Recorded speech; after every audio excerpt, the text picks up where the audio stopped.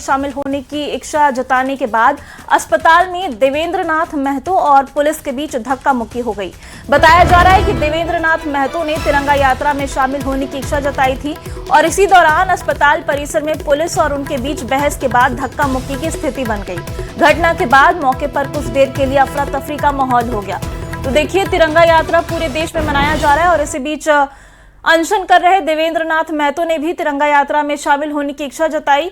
अस्पताल में वो भर्ती थे और इसी दौरान पुलिस और देवेंद्र नाथ महतो के बीच धक्का मुक्की भी हो गई है।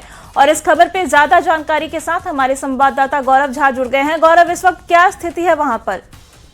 बिल्कुल, हम आपको बता दें कि 14 दिनों से देवेंद्र नाथ महतो भूख हड़ताल पर हैं। इस दौरान पिछले दिनों जब विधानसभा मार्च हुआ था तो उन्हें कुछ चोट भी आई थी, उसके बाद उन्हें सदर अस्पताल में भर्ती कराया गया था। आज जब तिरंगा यात्रा छात्रों द्वारा निकाला जा रहा था तो उसमें देवेंद्र नाथ महतो भी शामिल होने की इच्छा उन्होंने जताई थी, जिसके बाद प्रशासन ने उन्हें अस्पताल के अंदर ही रोकने का प्रयास किया, जिस दौरान ये धक्का मुक्की की स्थिति हुई। अब भी देवेंद्र नाथ महतो सदर अस्पताल में ही भर्ती हैं, लेकिन सवाल ये होता है कि अगर उनकी तबीयत ठीक है या वो वहाँ जाना चाहते हैं तो उस दौरान उन्हें क्यों रोका गया और प्रशासन इस पर क्या हवाला देती है। तमाम मसले को लेकर आने वाले समय में पता चलेगा कि क्या कुछ हुआ है, लेकिन फिलहाल देवेंद्र नाथ महतो अपना रोष जाहिर कर रहे हैं कि वो तिरंगा यात्रा में शामिल होना चाहते थे और प्रशासन ने उन्हें शामिल होने नहीं दिया है।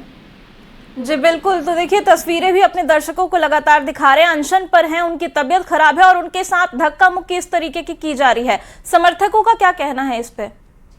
बिल्कुल, देखिए देवेंद्र नाथ महतो के जो समर्थक हैं उन्होंने भी नाराजगी जाहिर की है और उन्होंने कहा है कि हम संवैधानिक तरीके से अपना आंदोलन कर रहे हैं और संवैधानिक तरीके के आंदोलन में प्रशासन का इस तरीके से दखलंदाजी करना कहीं ना कहीं विद्यार्थियों में और उनके समर्थकों में रोष देखने को मिल रहा है।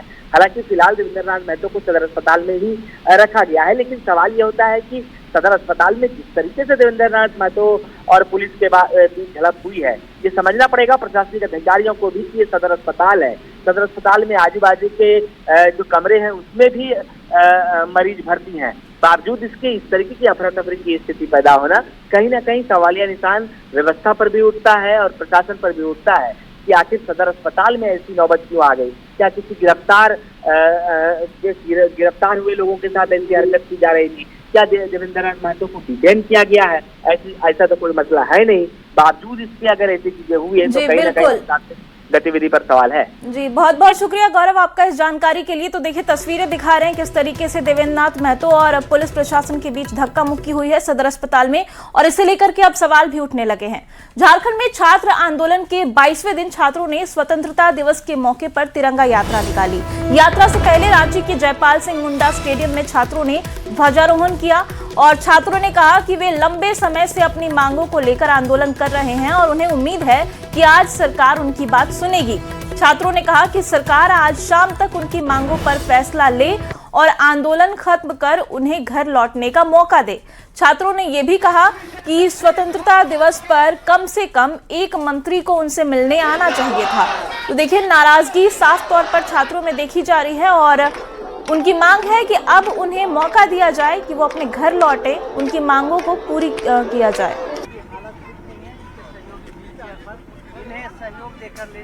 इसवा दिन है। आज स्वतंत्रता दिवस के उपलक्ष्य पर विद्यार्थियों ने तिरंगा यात्रा निकाला है। आज पूरे राजधानी रांची में आपको इन विद्यार्थियों का तिरंगा यात्रा देखने को मिलने वाला है। बड़ी संख्या में राज्य भर से नौजवान जो है वो इस तिरंगा यात्रा में शामिल होने के लिए आए हैं। इस वक्त हमारे साथ एक महिला नेत्री है, छात्र नेता के तौर पर आप इन्हें देख सकते हैं, विद्यार्थी के तौर पर इन्हें देख सकते हैं। जब ये आंदोलन शुरू हुआ, शुरुआती दिन से आप इस आंदोलन में लगी हुई हैं। कि हॉस्पिटल में बच्चे चले गए तो आप हॉस्पिटल में मिलने के लिए जा रहे हैं, मतलब झारखंड के सारे युवा हॉस्पिटल पहुंच जाएंगे तब आइएगा मिलने के लिए। आज कम से कम इतना भीड़ में हम लोग का मनोबल बढ़ाने के लिए एक मंत्री तो चाहिए था ना, हम लोग को माननीय मुख्यमंत्री जी को भी आना चाहिए था, क्योंकि उनके राज्य के बच्चे हैं। ये जेल जंगल जमीन बचा के वो कहाँ ले जाएंगे जब आपके राज्य के बच्चे इस सड़क पर है? कहाँ ले जाइएगा आप? आपको अगर शहीद चाहिए तो बोल दीजिए कि हमको 3-4 लाश चाहिए, तभी हमारे कान में जू रेंगेगी। तो सबसे पहले लड़की हम होंगे अपने आप को खत्म करने के लिए। कलाकार में माधवन को सुने होंगे, प्रियंका चोपड़ा को सुने होंगे। ये हमारे धरती के ही झारखंड के हर एक बच्चे में इतना क्वालिटी है ना, और आज बच्चे सड़क पर है। क्या मांग रहे हैं उनसे? रहे, सीबीआई जांच मांग रहे ना। फॉरेन कंट्री में जब सरकार ना दायित्व नहीं उठा पाती है ना, तो इस्तीफा दे देते हैं अकाउंटेबिलिटी लेके कि मैं रिजाइन देता हूँ। अगर माननीय मुख्यमंत्री जी को लगता है कि सत्ता खतरे में आ जाएगी तो उनको इस्तीफा दे देना चाहिए। मैं सिमडेगा से आया हूँ सर। आज तिरंगा यात्रा में शामिल होने के लिए जी सर। क्या उम्मीद है सरकार से? सर सरकार से ये उम्मीद है कि जितना भी हम लोग का मांग है वो सभी को मांगे और सीबीआई जांच जरूर दे, क्योंकि अभी देखिएगा तो डेली नया नया खुलासा हो रहा है। मतलब इसमें बहुत अंदर तक गहराई है और बहुत बड़ा बड़ा मछली फंसने वाली है। विद्यार्थियों का कहना है कि जब बड़ी संख्या में राज्य भर के विद्यार्थी यहाँ शामिल हैं तो निश्चित रूप से राज्य के कम से कम एक मंत्री को इनके सुध लेने के लिए तो यहाँ जरूर आना चाहिए था। कैमरा पर्सन प्रभाकर के साथ गौरव झा, न्यूज़ 18 रांची। तो वहीं बीजेपी नेता सीता सोरेन ने आंदोलनकारी छात्रों के प्रति सहानुभूति जताई है। उन्होंने कहा कि सरकार छात्रों के प्रति संवेदनशील नहीं है। 4 मंत्रियों की कमेटी सिर्फ रटी रटाई बातें कर रही है। सीता सोरेन ने अनशन कर रहे छात्रों से अपनी सेहत का ख्याल रखने के लिए अपील की है और उन्होंने कहा कि छात्र सीबीआई जांच की मांग कर रहे हैं, फिर सरकार आखिर जांच से पीछे क्यों हट रही है। ये चीज झारखंड अलग राज्य बनने के बाद कई आंदोलन को देखें, कई लोगों ने पहले भी भूख हड़ताल किए, लेकिन जो स्टूडेंट, जो छात्रों का जो आंदोलन है अभी जो चल रहा है, कम से कम 19 दिन हो जा रहा है।